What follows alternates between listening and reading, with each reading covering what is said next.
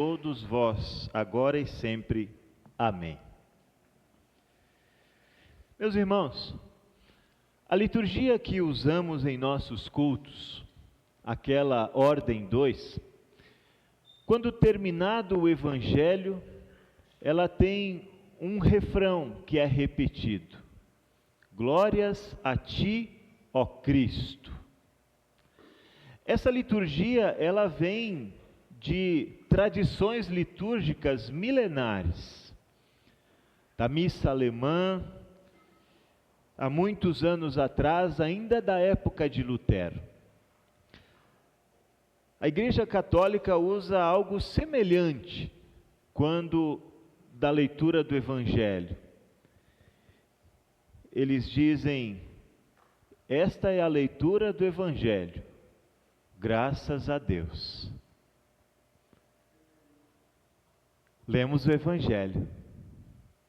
Será que podemos dizer do Evangelho que foi lido graças a Deus?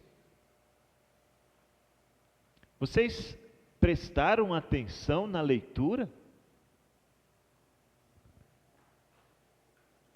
Eu vou recordar vocês da leitura do Evangelho. Versículo 49. Eu vim para lançar fogo na terra. Deixa eu abrir na leitura, na linguagem nossa, porque fica melhor. Jesus continuou: eu vim para pôr fogo na terra, como eu gostaria que já estivesse aceso. Tenho de receber um batismo e como estou aflito até que isso aconteça. Vocês pensam que eu vim trazer paz ao mundo? Pois eu afirmo a vocês que não vim trazer paz, mas divisão. Porque daqui em diante uma família de 5 pessoas ficará dividida, 3 contra 2 e 2 contra 3. Os pais vão ficar contra os filhos contra os pais, as mães vão ficar contra as filhas contra as mães, as sogras contra as noras contra as sogras. Graças a Deus que é assim.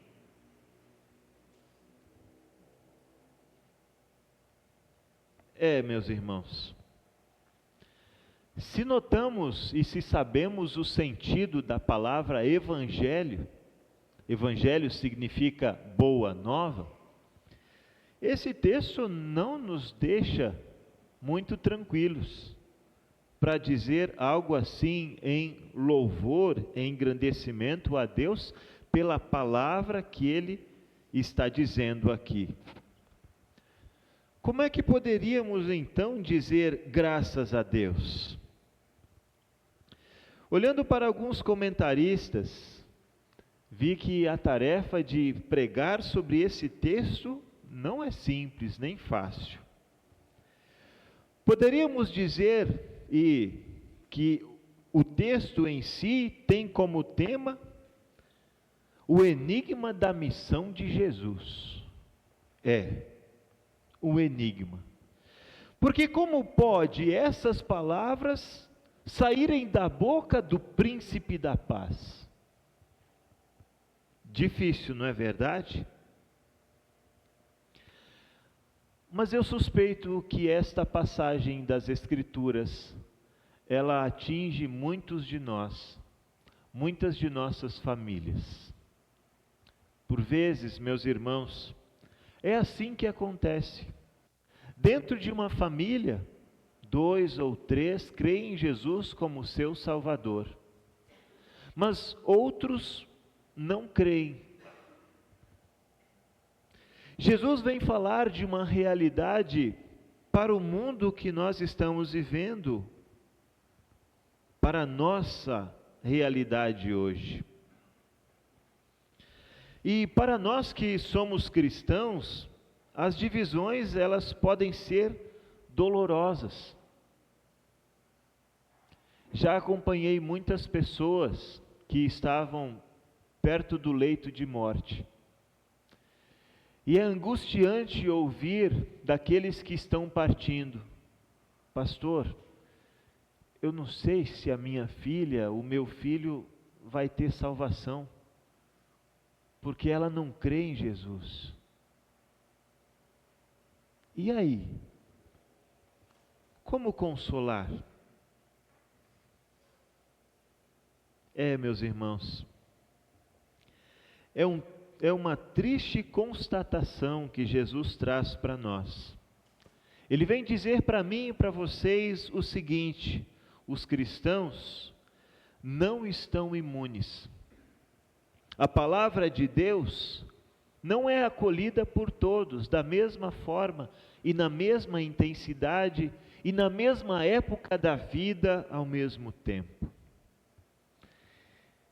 Ele está alertando que essas divisões acontecem nas famílias.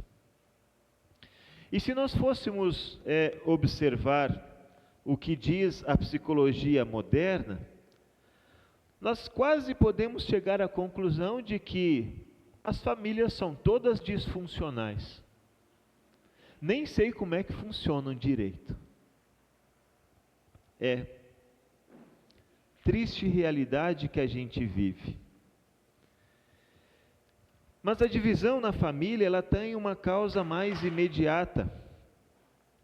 E ela nos dá a oportunidade de fazer escolhas. E é claro que nem sempre escolhemos com sabedoria. E nem sempre escolhemos a mesma coisa.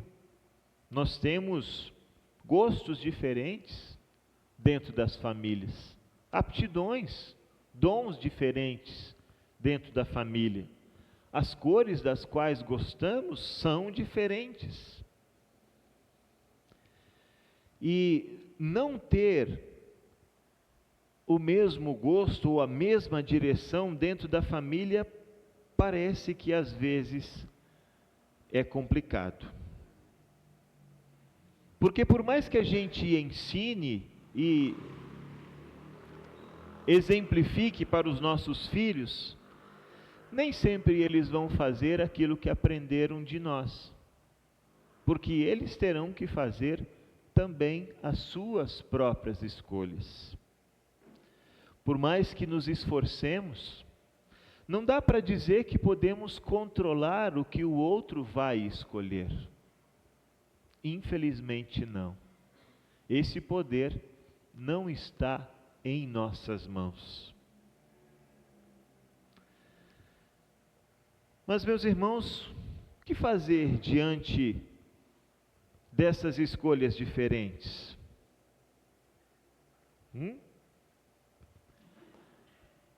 Sofrer, chorar, aceitar, nos culpar pelas escolhas diferentes daqueles que nos são queridos? Não. Talvez o que Jesus esteja dizendo aqui seja que precisamos aceitar a realidade de escolhas diferentes. Não podemos viver a vida de ninguém além da nossa. Eu não posso viver a vida do outro. O outro já tem a forma dele viver e as escolhas para ele fazer. E sabem, divisões, elas nem sempre são ruins. Talvez precisemos dizer que divisão, então, nem sempre é uma coisa que atrapalha a nossa vida. Às vezes, divisão é saudável. Uma maneira prática é como as pessoas às vezes lidam com o alcoolismo. Há uma tendência, quando um ente querido é alcoólatra, de nós não falarmos sobre o assunto, de nós escondermos ou tentarmos amenizar tudo dentro de casa. E aí, de repente, quando falta o trabalho, a esposa, o filho liga para lá: olha, ele teve um probleminha de saúde e ele não pôde ir trabalhar. Fazemos isso na intenção de demonstrar amor, cuidado, dar mais uma chance para a pessoa. Mas aí, até quando? Muitas vezes a pessoa se escora nisso daí para continuar o seu vício. Mas a gente pode fazer uma escolha diferente. Nós podemos optar de dizer para a pessoa: olha, eu estou aqui para te ajudar, mas se você beber, eu não vou ser conivente com o que você está fazendo. E quando você faltar ao trabalho, não vou ligar para o seu patrão e dizer que você está passando mal, você teve uma dor de cabeça. Não. Eu simplesmente vou deixar você quebrar a cara. Isso não significa parar de amar a pessoa. Significa que você pratica aquilo que as pessoas que aconselham costumam dizer de amor duro. Simples assim. Nossa tarefa em todas essas situações é o quê? Não deixar que o outro mude a nossa escolha. Não nos deixar levar pela escolha errada da outra pessoa. O que Jesus faz antes do nosso texto de falar sobre essas divisões, ele diz: tenho de receber um batismo e como estou aflito até que isso aconteça. Ele poderia se deixar levar, porque nem todos estavam aceitando a sua mensagem. Ele poderia sair do foco, desistir. Ele coloca o seu próprio sentimento aqui. Como estou aflito, mas ele não perde o foco. Apesar de tudo, Jesus continua fiel. E é esse o recado que Jesus está trazendo para mim e para vocês. Apesar das divisões, apesar das escolhas diferentes, apesar de tudo que os outros estão fazendo, continue fiel na sua jornada, na sua trajetória. Todos nós poderíamos contar histórias de pessoas que muitas vezes se perderam na vida. Alguns anos atrás, na China comunista, os cristãos não podiam viver a sua vida cristã à vista de todo mundo. Eles estavam sempre enclausurados, sempre escondidos, mas as famílias eram sempre orientadas. Um pai, então, criou o seu filho nos princípios cristãos. Ele aprendeu o que era certo. Mas quando ele ia para a escola, tudo aquilo que ele aprendia em casa caía por terra, porque lá ele aprendia tudo diferente. Esse menino, que aprendia diferente na escola, passou a valorizar mais o que ele aprendeu fora do que aquilo que ele aprendeu dos seus pais. O pai permaneceu firme na sua fé, e por causa disso acabou sendo preso, e o filho saiu de casa. O pai nunca mais o viu. Anos depois, quando o pai voltou da cadeia para casa, voltou a conviver com a sua esposa, naquela mesma vida cristã que eles haviam aprendido e que eles viviam antes de ele estar na prisão.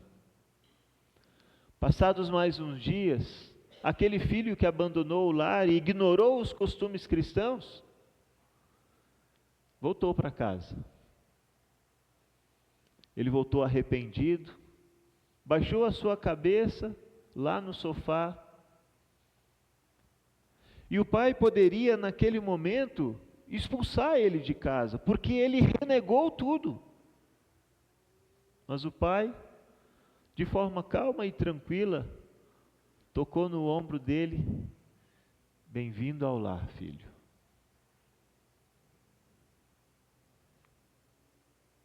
Não são as escolhas dos outros que podem moldar a nossa vida.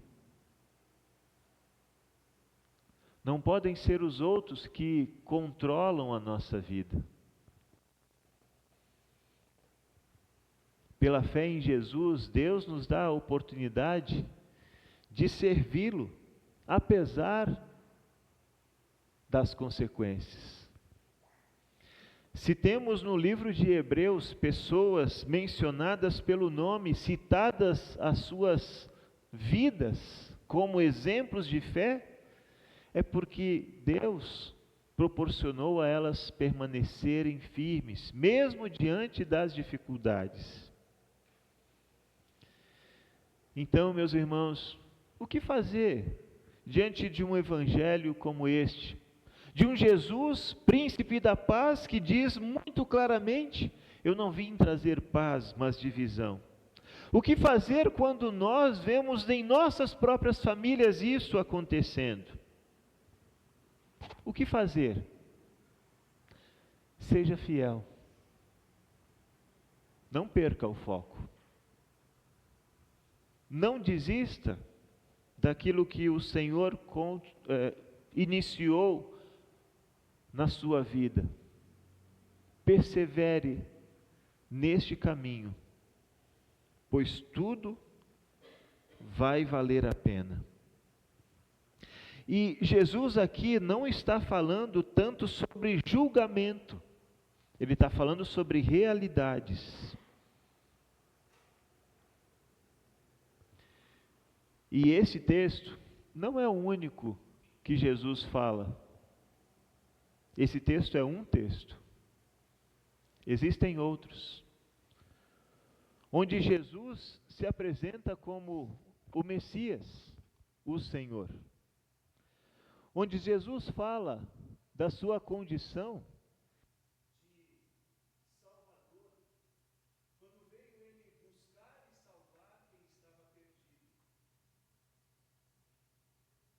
Aquele que não poupou esforços para trazer aqueles que estavam perdidos em seus delitos e pecados para a sua maravilhosa luz.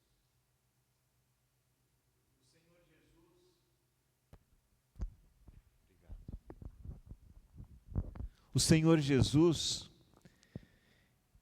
ele também quebrou muros, quebrou barreiras entre famílias, mas principalmente entre nós e o Pai Celestial. Ele quebrou para nos fazer entrar na sua família, para sermos contados como seus filhos, pertencentes ao seu reino. Ele quer que você e eu sejamos perseverantes, sem desanimar.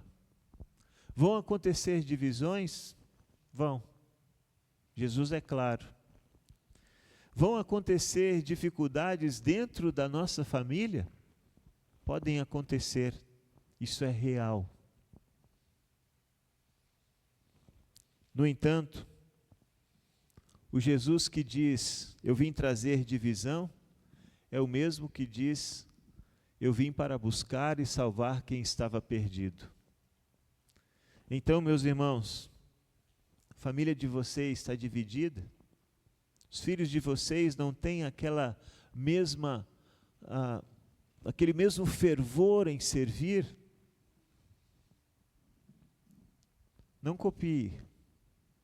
Seja vocês o exemplo de fé, de perseverança, de consagração ao Senhor. Não desistam. Continuem amando. Continue orando por eles. Continuem perseverantes. Sejam fiéis como o Senhor tem sido fiel a cada um de vocês. Ele não desampara os seus. Ele não deixa a gente sozinhos. E Ele quer nos manter no seu caminho, desde agora e para sempre. Que Deus abençoe essas palavras em nosso coração. E aí no final da mensagem, a gente pode dizer, este é o Evangelho do Senhor. E vocês podem repetir, graças a Deus. Vamos lá? Esse é o Evangelho do Senhor. Amém. Nos coloquemos de pé. E a paz de Deus, que vai muito além do nosso humano entendimento, guarde o nosso coração e a nossa mente em Jesus para a vida eterna. Amém. Nós